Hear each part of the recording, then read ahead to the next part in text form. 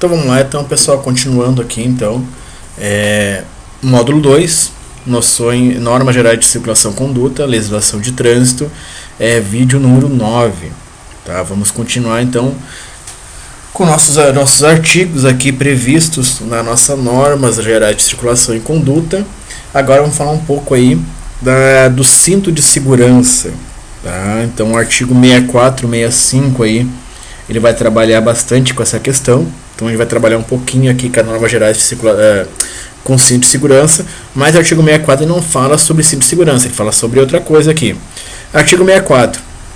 As crianças com idade inferior a 10 anos devem ser transportadas nos bancos traseiros, salvo exceções regulamentadas pelo CONTRAN, tá?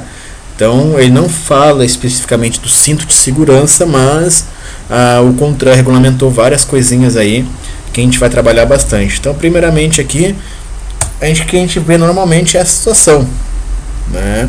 Mas a criança está no banco traseiro, mas sem qualquer tipo de segurança, tá? Nem passageiro, nem criança, ninguém tem cinto, ninguém tem nada. Mas é o que a gente vê no nosso dia a dia aí, né? As pessoas não têm consciência aí do perigo que é uma criança sem cinto de segurança e principalmente uma criança no colo de um adulto. No caso de qualquer tipo de acidente, as pessoas acham que vão conseguir segurar um bebê ou uma criança, e a gente já provou por A mais B aí, já foi provado na verdade por A mais B, que esse tipo de situação é meramente uma ilusão. Então gente, o artigo 68 ele vem aí para regulamentar, vai caracterizar a infração aí que está prevista na norma do artigo 64, que é o artigo 168. Tá? Transportar crianças em veículos automotor sem observância das normas de segurança especiais estabelecidas nesse código. Ou seja, quais são as regras estabelecidas no Código de Trânsito? Tá? Basicamente são essas aqui. Tá? Primeiramente, o Código de Trânsito, quando ele regulamentou a lei das cadeirinhas, do bebê conforto, ele não disse em nenhum momento ali que poderia ser substituída pelo transporte no colo de um adulto, tá? Então, a resolução vem aí e especifica bem como é que deve ser.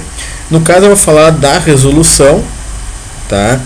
Mas aí na internet tu usa muito aí, tem muito imagem falando de peso, tá? Que é uma coisa recomendada também, só que para fins de fiscalização não é levado em consideração. Então, primeiramente, o que é a resolução? O que é o CONTRAN? Ele, quando estabeleceu essa resolução, essas normas aqui, ele levou em conta simplesmente só o ano, tá? E não levou em conta aqui peso nem nada, tá? Por quê? Porque realmente é muito difícil um policial ter uma balança, vamos pegar esse bebê, vamos botar aqui, ver realmente se ele tem tantos quilos, tá? Então ficou uma coisa, o CONTRAN foi bem feliz nessa situação e simplesmente pega pela idade. Tá? Tem muitos aí, quando está procurando as imagens para montar montar meu material para passar para vocês, eu achei muita coisa ali sobre bebê conforto, cadeirinha, centro de elevação, coisa e tal, falando sobre a idade e o peso, tá? Na resolução não fala sobre isso. Para fins de segurança e coisa e tal, sugiro também levar em conta a questão do peso e altura das crianças. Tá? Mas não é exigido na resolução isso, somente a resolução só cobra a questão da idade. Então até 1 ano é o bebê conforto, tá? Voltado para o vidro traseiro, de costas para o motorista, tá? Essa é a situação, tá? Então assim que deve estar a criança em seu bebê conforto, tá? Não é virado para frente nem nada, tá? Eu não sei expor o motivo por que é dessa forma, tá?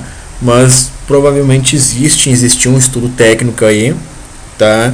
Que criou esse movimento aí para que seja virado a criança para o banco de trás, virado ela em direção ao vidro traseiro, tá? Então bebê conforto, tá? Voltado para o vidro traseiro, de costas para os motoristas, tá?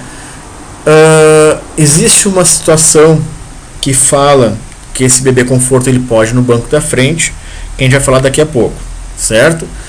De crianças de 1 a 4 anos, é na cadeirinha, e ela deve ficar voltada para a frente do veículo na posição vertical. Por que existe a cadeirinha para as crianças? Justamente porque só o cinto, o cinto ele não é o suficiente, porque ele fica no pescoço da criança. Nessa fase, na verdade, não fica nem no pescoço, fica na orelha da criança. Tá? Então, por isso que existe a cadeirinha. Tá? A cadeirinha o cinto, a criança fica presa no cinto da cadeirinha, e o cinto do veículo prende a cadeirinha no banco.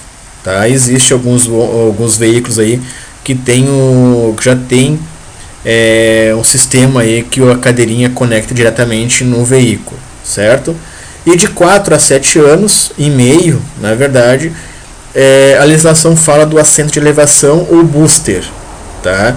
E cinto de 3 pontos, ok? E a partir de 7 anos e meio, cinto de segurança normal do banco traseiro. Aqui de 4 a 7 anos, tá? Se o cinto for o subabdominal, que é aquele que é só embaixo ali, já não vai precisar do assento de elevação. Mas, lembre-se bem, olha o que eu estou falando aqui. Não é que é dispensável o assento de elevação. O assento de elevação só vai ser dispensável se o cinto que a criança estiver for o cinto de 2 pontos, que é o subabdominal. É o que não tem essa faixa que vai no pescoço dela aqui. Ele é só na cintura da criança. Tá? E não vai adiantar, se parar em fiscalização, o cinto está para trás da criança.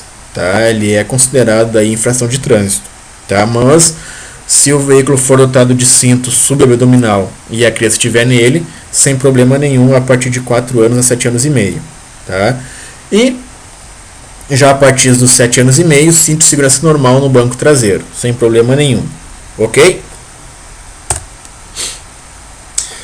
Resolução 277 de 2008 não se aplica no transporte coletivo, nos veículos de aluguel, táxis e veículos escolares.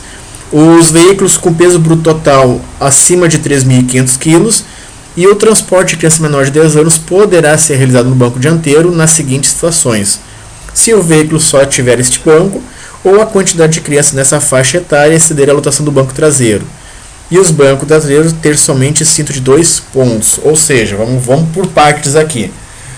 Primeiramente, tá? Transporte coletivo, os veículos de aluguel e os táxis, tá? E os veículos com PBT, já vamos por partes aqui então. Vamos lá. O transporte coletivo, aluguel e táxi, desde o início da resolução, quando estabeleceu a cadeirinha, tá? A cadeirinha, o assento de elevação e o bebê conforto, esses aí já eram dispensados. Tá? Já eram dispensados. O transporte coletivo, justamente pelo fato de andar em pé. Tá? Os veículos de aluguel, aí, basicamente, são os veículos que trabalham, então, no caso de eles andarem, também estariam dispensados, e os táxis, em geral. Os veículos escolares, aí, eles tiveram um momento que iria entrar a resolução que iam cobrar deles o transporte em cadeirinha, assento de elevação, mas por pressão dos sindicatos dos veículos escolares também foi suspenso e até o momento não entrou em vigor. E os caminhões, da mesma forma, os caminhões também sempre tiveram fora dessa resolução. Então, ela ficou basicamente centralizada nos automóveis de categoria particular. Tá? Outra situação que tem aqui: o transporte de criança menor de 10 anos poderá ser realizado no banco dianteiro nas seguintes situações. Primeira situação: se o veículo só tiver este banco, por exemplo, um veículo tipo uma picapezinha, cabine simples, tá?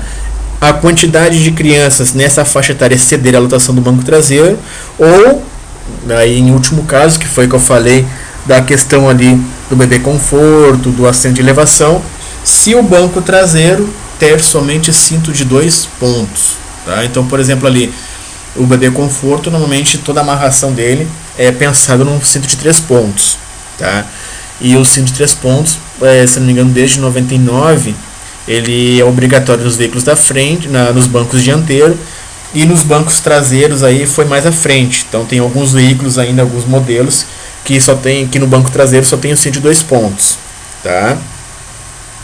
E o que aconteceu? Então, nesses veículos que tiverem somente no banco traseiro somente o cinto de 2 pontos, que não dá para prender um bebê conforto, por exemplo, vai ser autorizado daí que esse bebê conforto vá no banco dianteiro, e aí a gente tem umas regrinhas de segurança, tá? Que esse banco do carona ele seja todo rebatido para trás, tá? E no caso se tiver um airbag, por exemplo, ele seja desativado, tá? Para não estourar.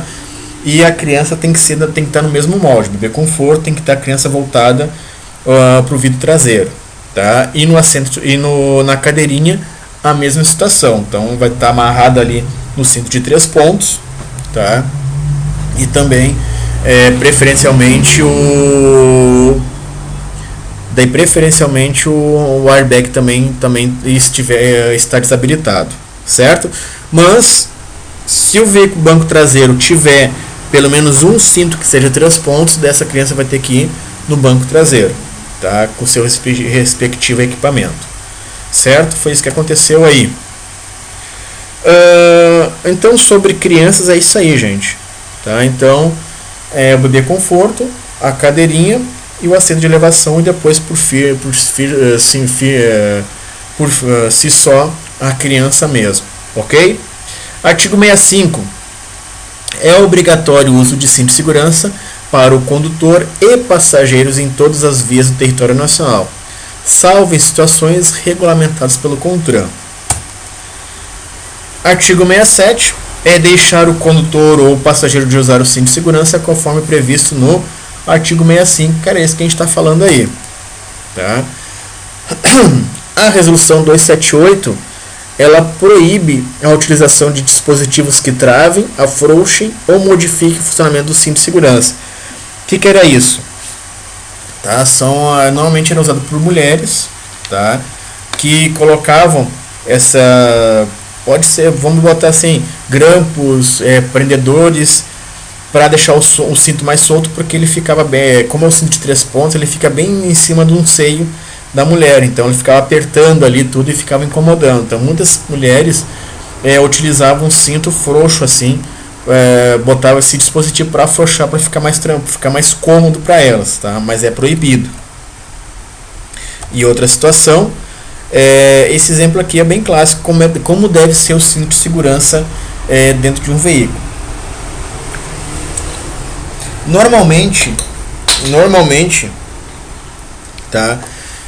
Os veículos eles vêm com uma regulagem de altura do cinto de 3 pontos, tá?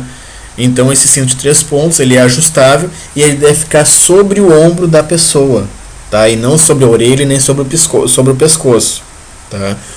Então tem que ter cuidado com isso, tá? O cinto de segurança ele tem que ser ajustado para que ele fique sobre o ombro da pessoa, tá? Porque na hora de um acidente ele vai dar um laçaço ali e pode dar muito problema. Foi até que aconteceu uns anos atrás aí que um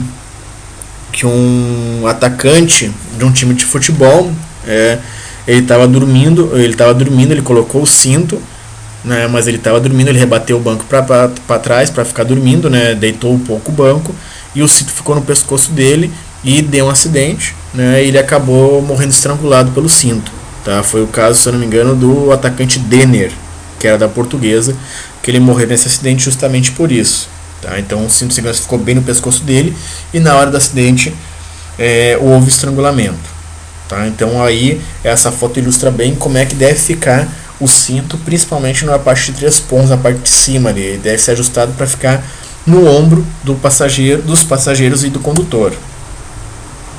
Outra situação importante que a gente deve levar em consideração é a questão do cinto de segurança em mulheres grávidas, tá? A mãe, no caso a futura mãe, ela deve colocar o cinto na parte, ou pelo menos a parte de baixo ali, tanto faz se ele é o cinto de 3 pontos ou não, embaixo do feto, tá? Embaixo ali, porque em caso de acidente, se ele ficar em cima da barriga, como está no exemplo ali em vermelho, a criança vai ser literalmente esmagada, tá? Porque o corpo da mãe vai para frente no caso de um acidente e aí vai dar problema, tá? A criança vai ter um risco seríssimo de morte aí. Então o correto é o que está em verde, tá? Tem que ficar embaixo do ventre, ali embaixo da barriga, tá? Essa é a posição correta para as mães aí, para as futuras mamães usarem o cinto de segurança, seja ele de 3 pontos ou subabdominal. Por fim, tá? Hoje em dia não existe uma regulamentação específica sobre o uso de cinto de segurança nos pets, tá? Não existe. O que é previsto aí é que os pets não podem ficar solto dentro do veículo, tá? Então já foi pensado vários tipos de equipamento para pro animalzinho aí, pro pet, ele ficar mais seguro dentro do veículo, tá? Existem vários modelos aí, mas nenhum é regulamentado pelo CONTRAN. Então, o que vocês acharem melhor aí pro seu animalzinho, coloque nele aí para ele viajar tranquilo aí com segurança também. Senão como em qualquer acidente, como qualquer ser humano, ele pode ser projetado para fora, ter sequelas aí ou até vir a óbito aí.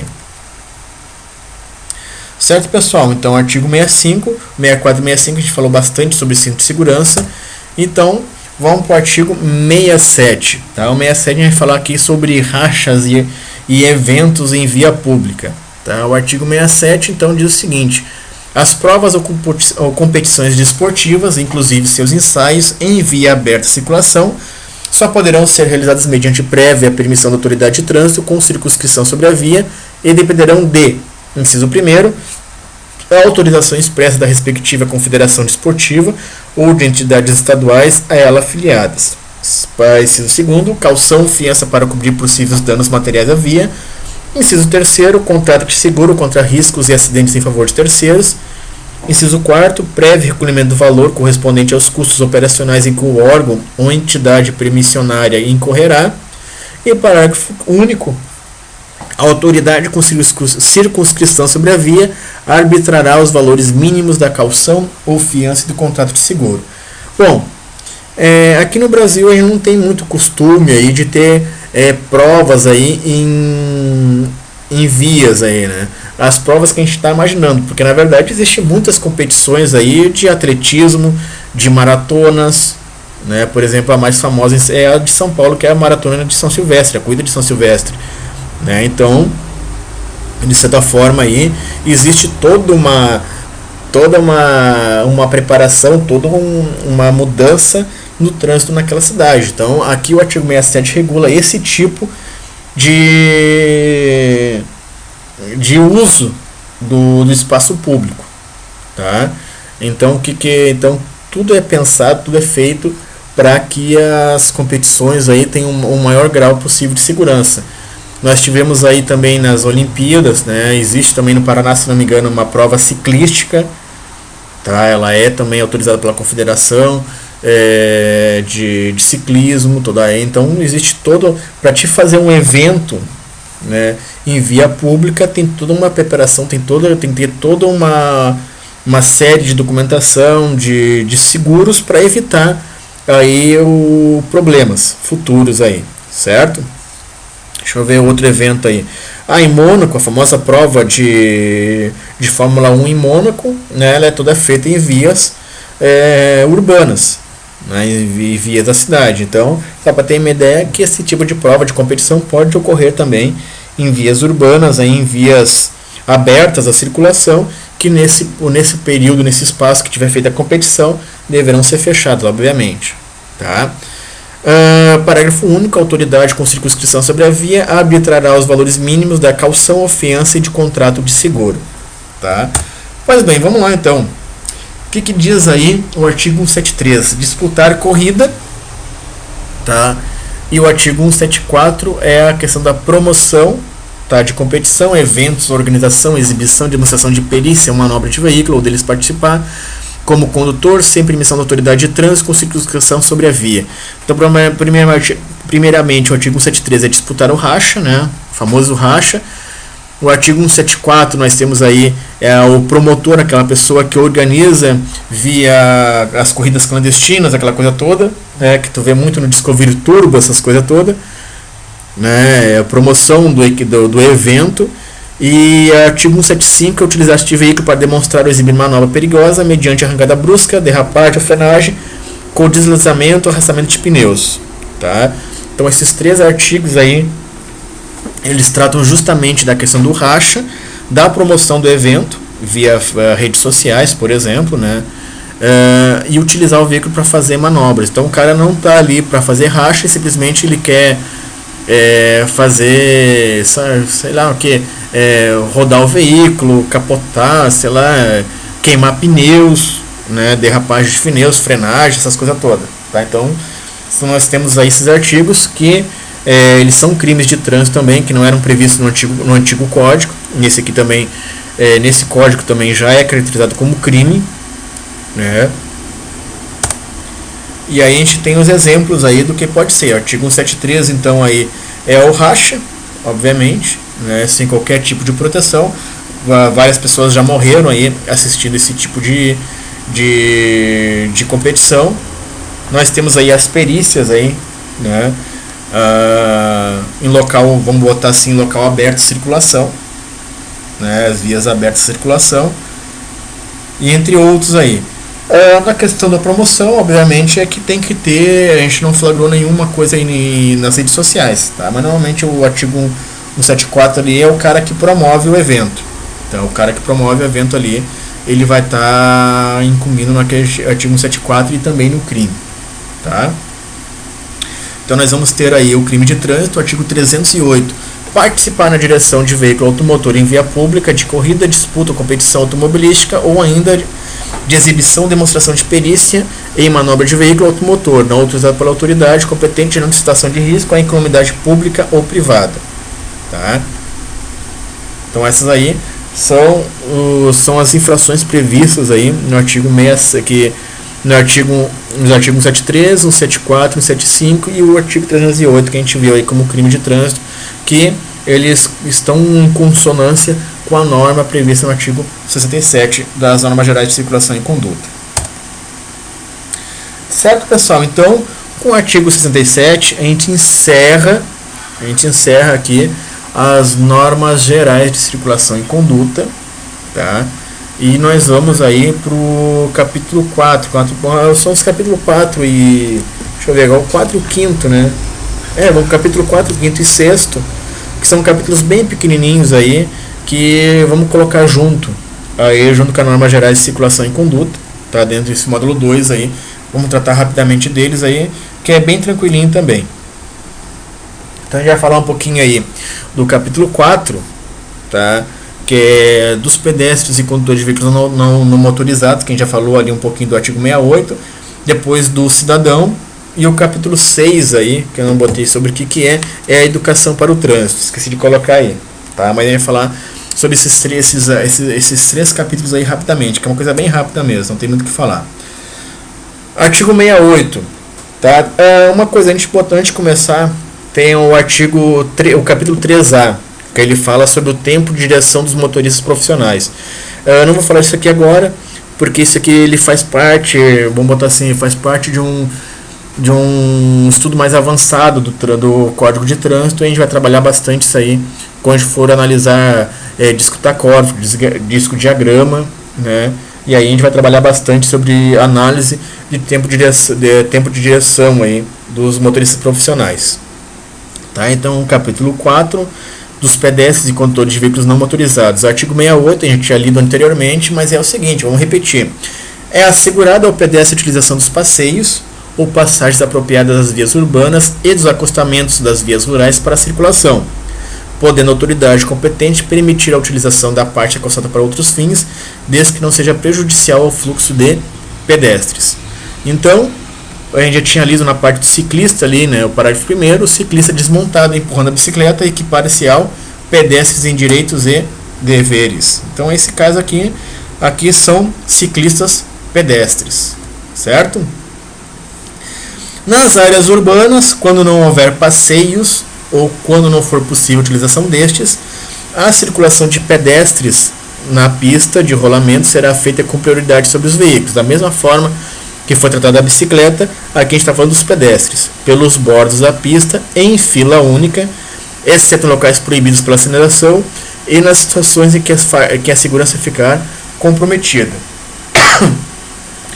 Então, quando a gente for falar de sinalização, vai ter uma placa ali que vai vetar o trânsito de pedestres, tá? Então, nesses locais os pedestres não poderão circular, ok? Mas em geral é pelos bordos da pista em fila única, tá? Não é conversando do lado ali, em fila única. Tem que levar em conta que a gente está falando da questão de segurança. Parágrafo 3º, nas vias rurais, quando não houver acostamento ou quando não for possível a utilização dele, a circulação de pedestre na pista de rolamento será feita com prioridade sobre os veículos, pelos bordos da pista, em fila única, em sentido contrário, em sentido contrário ao deslocamento de veículos, exceto em locais proibidos pela sinalização, e nas situações em que a segurança vai ficar comprometida. Então aqui a gente tem a famosa confusão entre a bicicleta na contramão, né, e os pedestres, tá? Somente os pedestres poderão andar na contramão e nas vias rurais. Nas vias urbanas não fala nada sobre andar no contrafluxo dos veículos, tá? Então esse aqui é o exemplo que a gente tem aqui. Aqui eles estão no sentido errado ainda, tá? Eu botei uns romeiros indo aí para Nossa Senhora de Aparecida, só que eles estão no lado errado, eles tinham que estar no contrafluxo dos veículos, tá? A gente consegue acompanhar pela imagem que eles estão todos indo, tá? Eles estão em fila única, então quis demonstrar que estava tudo tranquilo, mas infelizmente aí não achei uma foto mais adequada, tá? Mas conforme a norma, eles estão no sentido no contrafluxo aí e está dessa forma errado, tá? Nos trechos urbanos de vias rurais, nas obras de arte a serem construídas, deverá ser previsto passeio destinado à circulação dos pedestres, que não deverão, nessas condições, usar o acostamento. Tá? Muito simples. Onde houver obstrução da calçada ou da passagem para os pedestres, o órgão ou entidade com circunscrição sobre a via deverá assegurar a devida sinalização e proteção para a circulação de pedestres. Então aqui é um exemplo, está sendo feita uma construção. Então é utilizada uma parte da via, da pista de rolamento, para o trânsito de pedestre. Tá? Isso aí é muito comum aí nas vias urbanas, onde tem obras aí, tanto em prédios, em calçadas e passeios, a utilização aí de uma parte da pista de rolamento para o trânsito de pedestres com segurança. Certo, senhores? Vou mais à frente, deixa eu ver aqui. Senhores, eu vou encerrar por aqui esse vídeo. Tá? No vídeo 10 aí a gente continua, né, no capítulo 4 aí dos pedestres e condutores de veículos não motorizados, e provavelmente aí a gente vai entrar já na parte do capítulo 5, que é do cidadão, e encerrar com o capítulo 6 aí, que é a educação para o trânsito. Certo, pessoal? Até mais aí, bons estudos, valeu!